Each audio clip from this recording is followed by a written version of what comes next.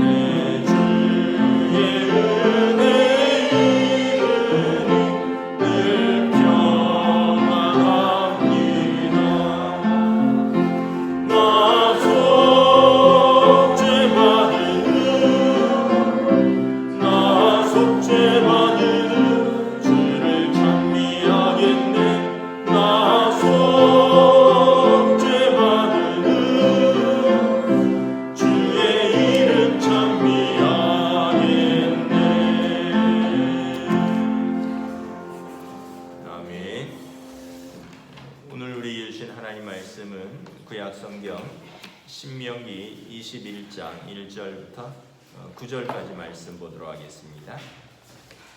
신명기 21장 1절부터 9절까지 말씀입니다.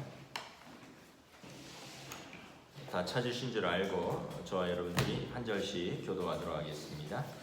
신명기 21장 1절부터 9절입니다.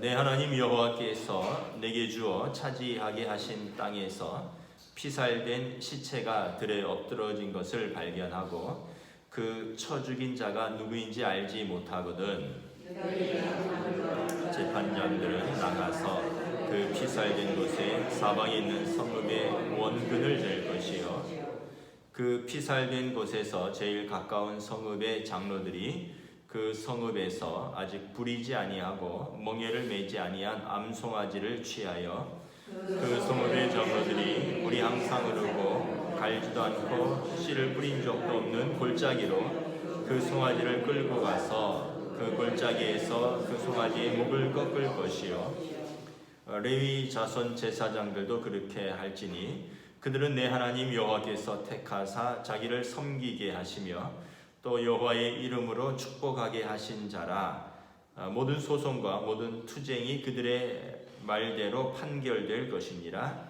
그 피살된 곳에서 제일 가까운 성읍의 모든 장로들은 그 골짜기에서 목을 꺾은 암송아지 위에 손을 씻으며 말하기를 우리의 손이 이 피를 흘리지 아니하였고 우리 눈이 이것을 보지도 못하였나이다.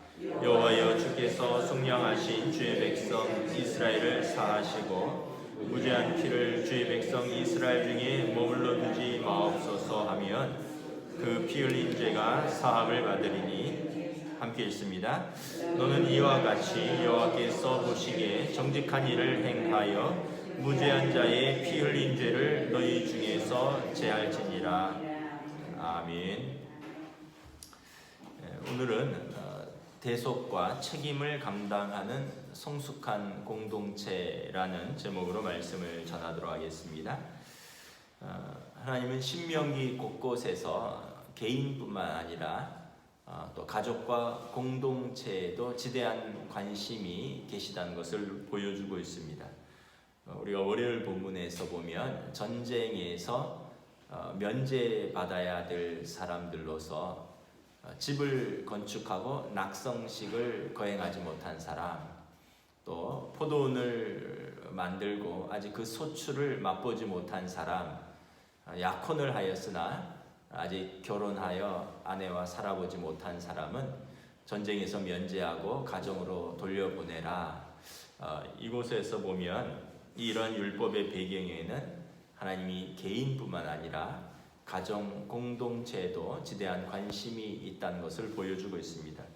오늘 신명기 21장에는 이스라엘 공동체가 생활하면서 일어날 수 있는 그런 슬픈 상황들을 다루고 있습니다. 5가지를 다루고 있는데 억울하게 죽임을 당한 피살자의 문제, 또 포로로 잡힌 여자, 또 불효한 아들, 그리고 타락한 아들, 그리고 처형당한 범인에 대한 공동체의 어떤 책임과 지침에 대한 율법입니다. 오늘 본문은 특별히 이 5가지 중에서 살인이라는 범죄에 대해서 이스라엘 전체 공동체가 어떻게 책임을 지고 그리고 속죄를 받기 위해서 어떻게 해야 하는지에 대한 지침을 보여주고 있습니다. 이렇게 서로 다른 형태의 고뇌와 슬픔을 당한 개인과 공동체가 받아야 할 그런 어떤 도움과 지침들을 그리고 어떻게 대처해야 하는지를 하나님은 잘 말씀을 하고 있는 것입니다. 오늘 1절부터 9절에 보면 어떤 성읍에서 피살자의 시체가 발견된 비극적인 상황을 다루고 있습니다. 1절에 보면 어떤 사람이 이제 성 밖에서 엎드러졌습니다. 들에 엎드러졌다는 것은 성 밖에서 일어난 사건이라는 이야기고, 그리고 또 불행하게도 이 위험한 범인이 아직 붙잡혔지 않았습니다. 그러나 땅 전체가 피 흘림으로 심각하게 더럽혀졌습니다. 이제 살인자를 잡고 밝히는 것은 그런 법적인 문제는 계속적으로 진행되어야 할 사항이지만 이와는 별도로 공동체가 종교적인 의식을 통해서 그 땅에 억울한 피가 흘려진 것에 대한 하나님의 심판과 저주가 이스라엘 전체 공동체에 임하지 않도록 해야 합니다.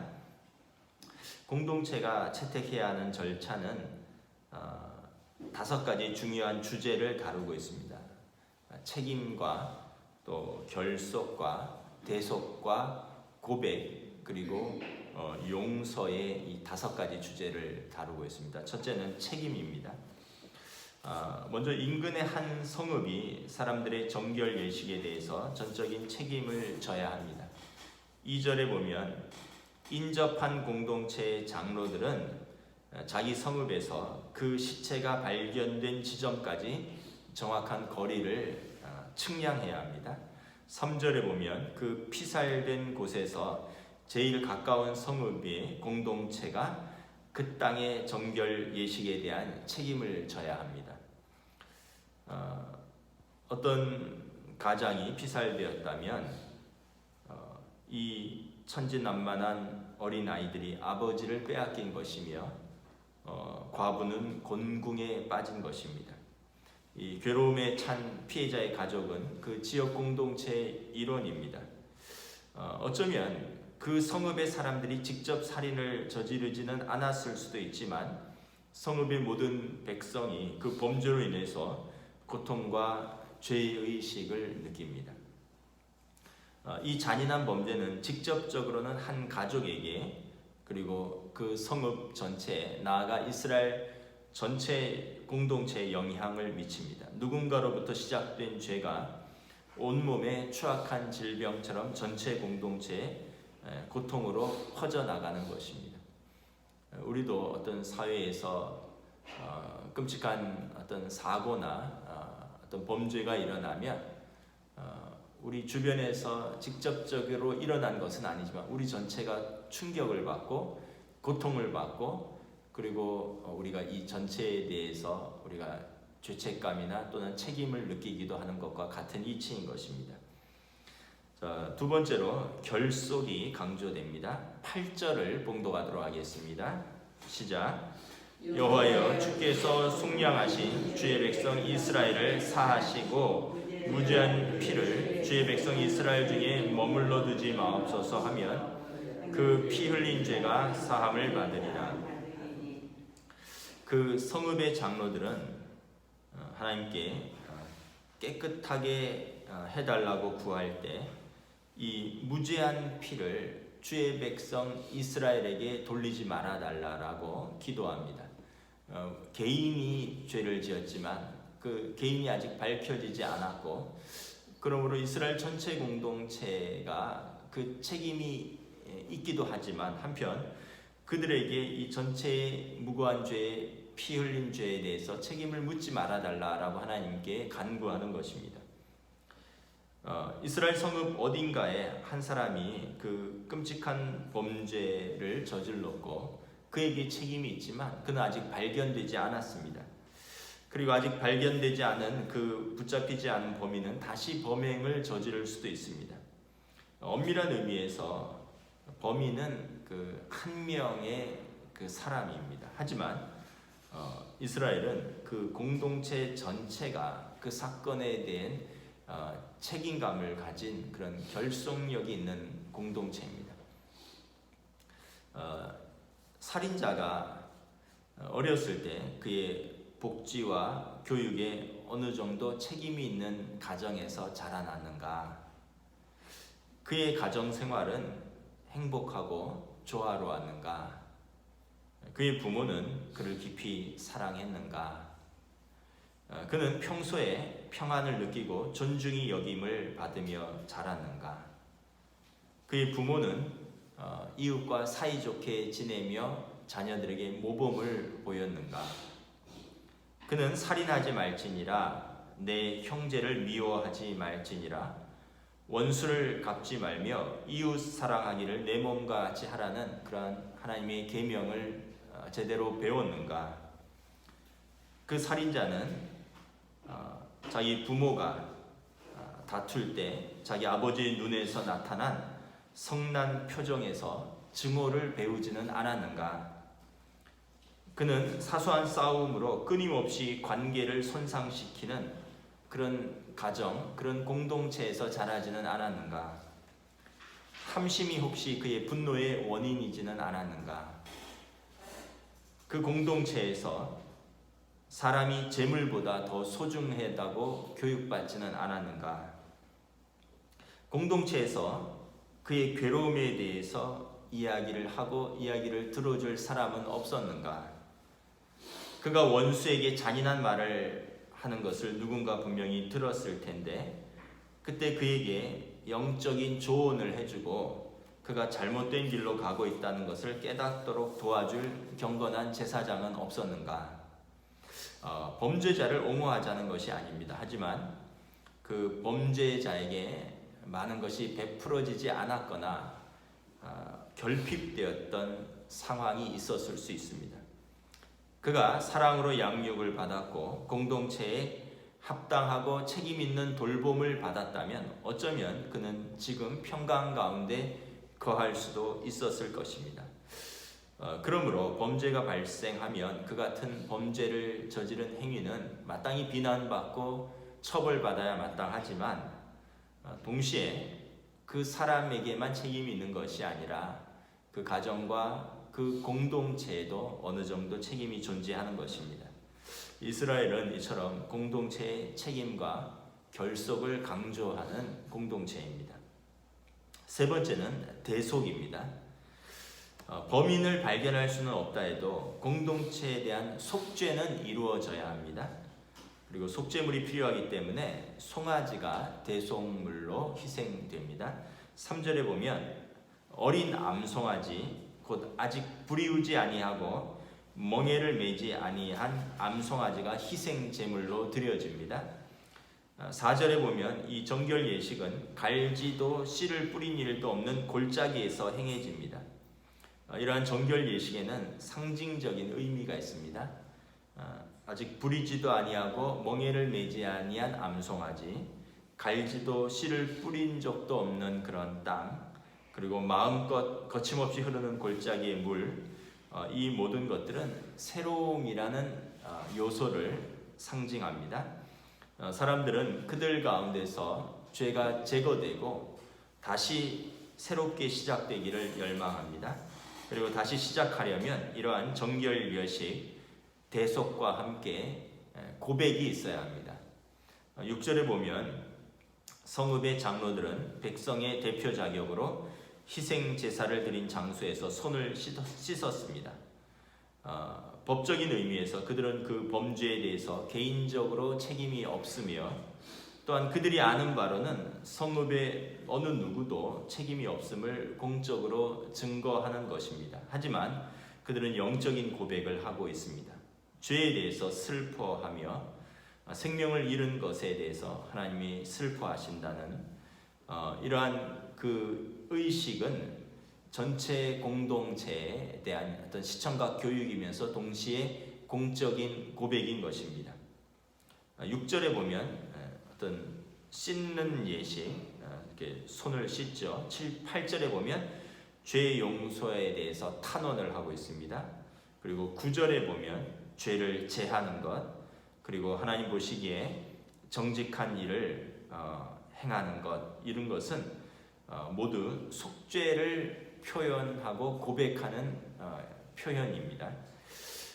죄를 고백하고 나면 하나님께서 그들의 공동체를 완전히 그리고 정결케 하신다는 약속과 믿음이 있는 것입니다.